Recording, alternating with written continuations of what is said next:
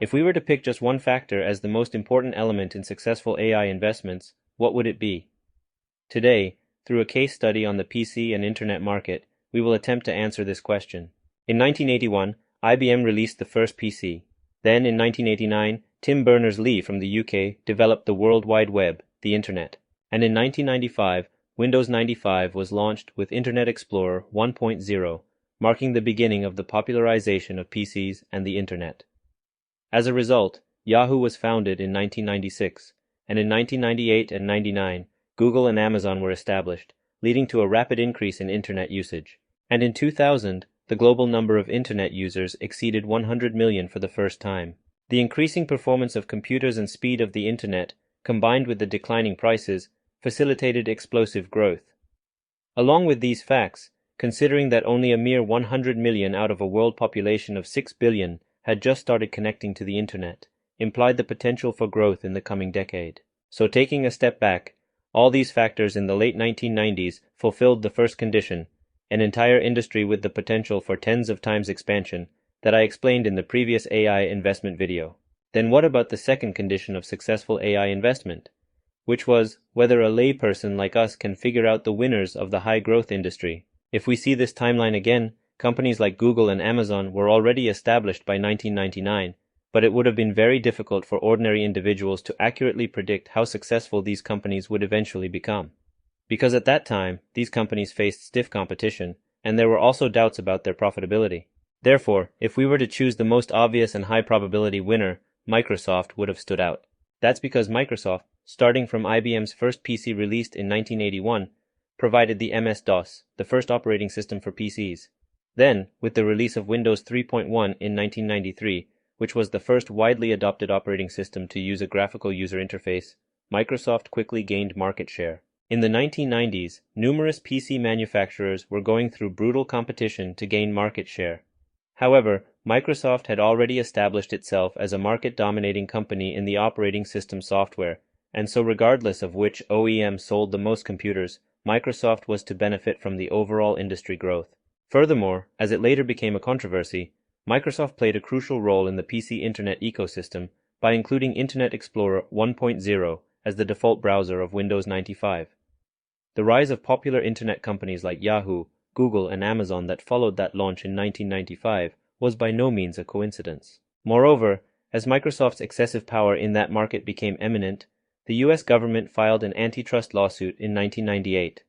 So the information I have just explained to you was already widely known to anyone who read business newspapers at that time.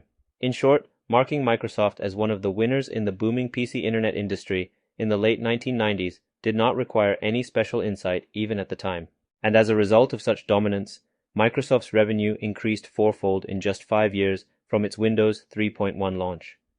Also, the company's revenue and operating earnings both grew more than 20 times, even before Microsoft's cloud computing became a new growth driver in the mid-2010.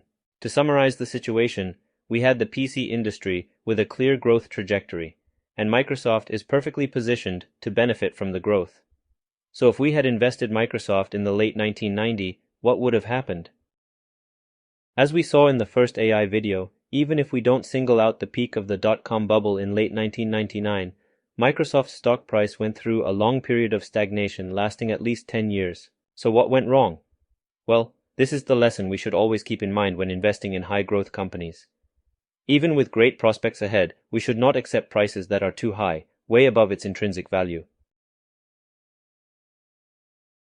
There are various valuation methods in calculating fair price, but in this case, just by using the most basic valuation multiple, the price-to-earnings ratio, would have been enough to identify the issue with Microsoft's stock price. As shown in the Microsoft PE chart here, the company's PE ratio reached as high as 70 to 90 times during the late 1990s. To give you a context, average quality companies would often be valued at around 10 times earnings, and high-quality companies may trade at about 15 to 20 times earnings. So Microsoft's late 90s multiple of 70 to 90 is way above the normal ranges by any means. Therefore, any investor who considered this important category would have avoided buying Microsoft stocks at that time.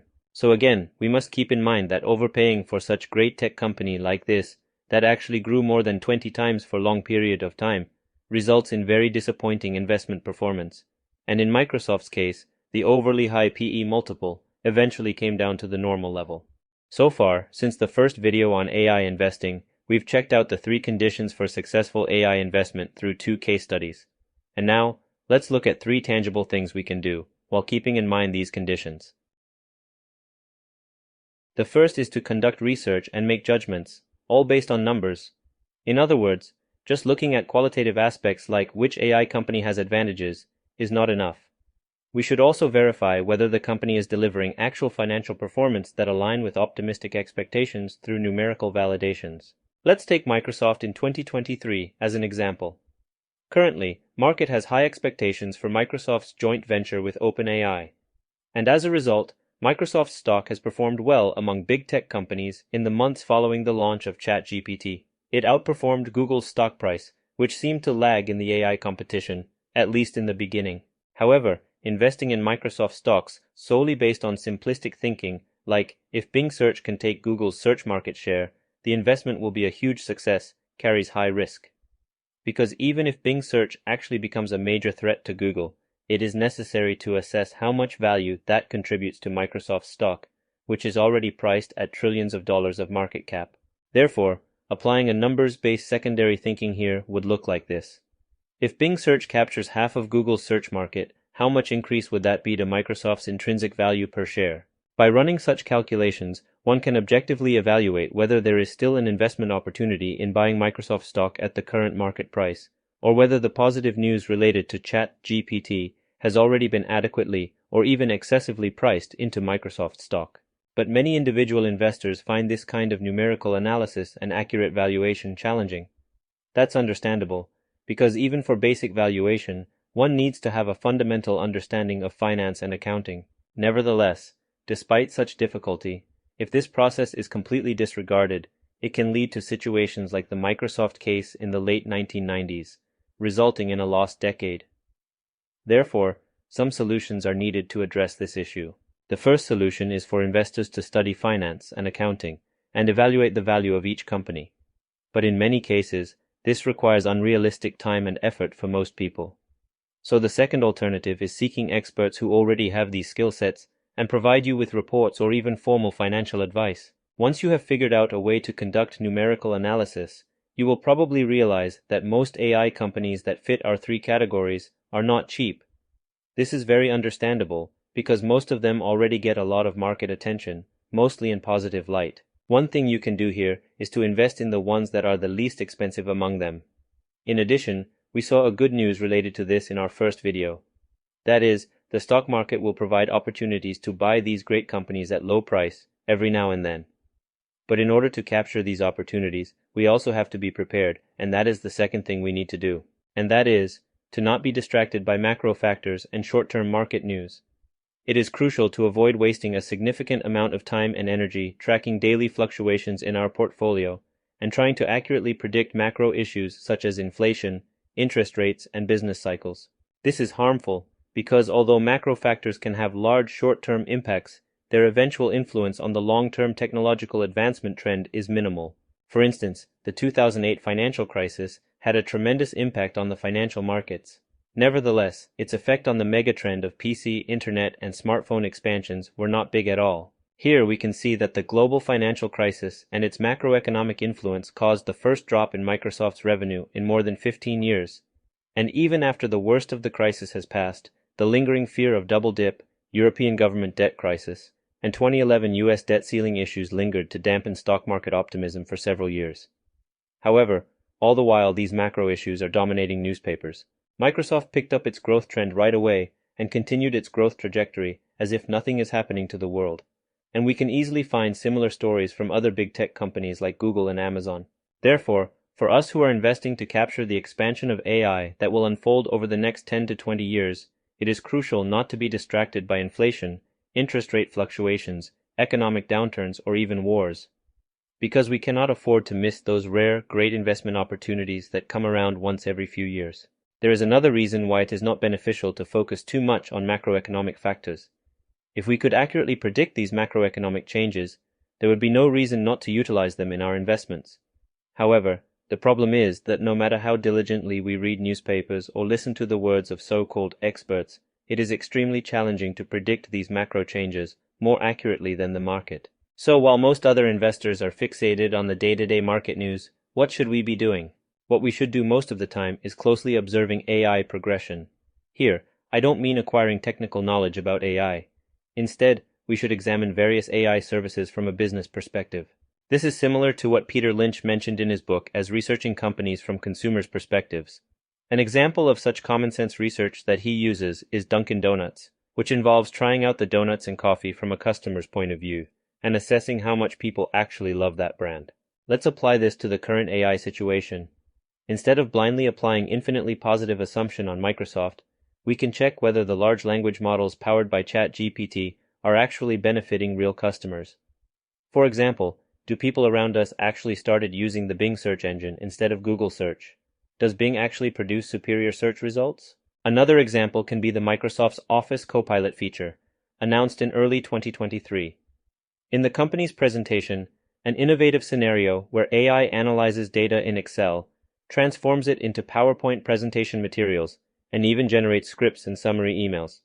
But this is just a presentation, and we need to actually check and make sure the new AI feature can do this seamlessly. Because if this Copilot does not live up to the presentation, it could walk the path of Google's smart glasses or Apple's Siri voice assistant. These also had pretty high initial expectations, but eventually failed to gain widespread user conversion due to shortcomings. I personally hope that Copilot is very useful and don't necessarily think that it will be a failed geeky project, but as investors, we need to check before relying on it as our investment thesis. Now, let's summarize the 3 tasks that we need to focus on for successful AI investing. First, rather than wasting time tracking short-term macro issues, we should stick to the belief that the market will create good buying opportunities once every few years. And in the meantime, evaluate the products and services offered by AI companies from a consumer's perspective. And also check how quickly and how much actual benefits the AI services provide the world with. And lastly, we should convert our assessment of each AI service and related changes to each company's valuation.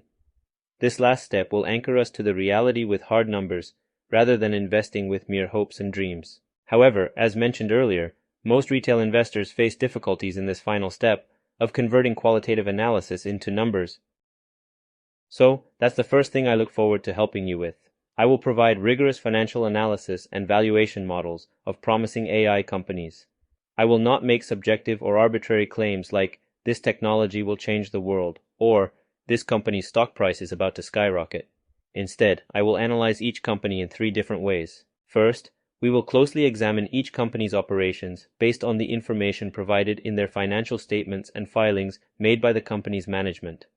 Second, we will review each company's past financial performance to assess the results of their operations and determine the current profitability as well as financial soundness of the company.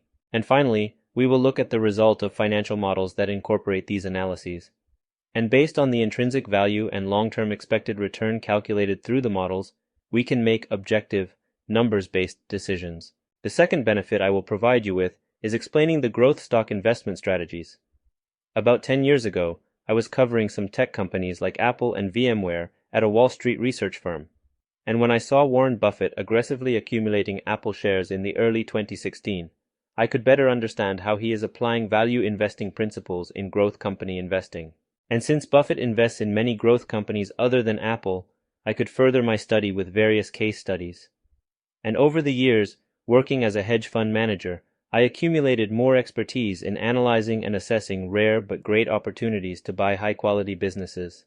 And with the AI era on the horizon, I believe it's a great time to share such opportunities to benefit many people. And here, rather than presenting abstract investment philosophies like invest in high-quality companies or buy at a low price, I will provide practical tips on how to construct a growth stock portfolio and how to balance the opportunities and risks of growth stock investments. And lastly, I will expand my analyses of AI companies beyond the United States to tech companies all over the world. Expanding our investment options is very crucial to successful growth investing because for each great company, good opportunities only occur once in a few years. So if you only focus on one AI company, you may have to wait several years for that opportunity to arise. However, by continuously tracking, say, 20 high-quality tech companies worldwide, Even if each company presents a good buying opportunity once every 10 years, we can find about 1 to 2 favorable opportunities per year.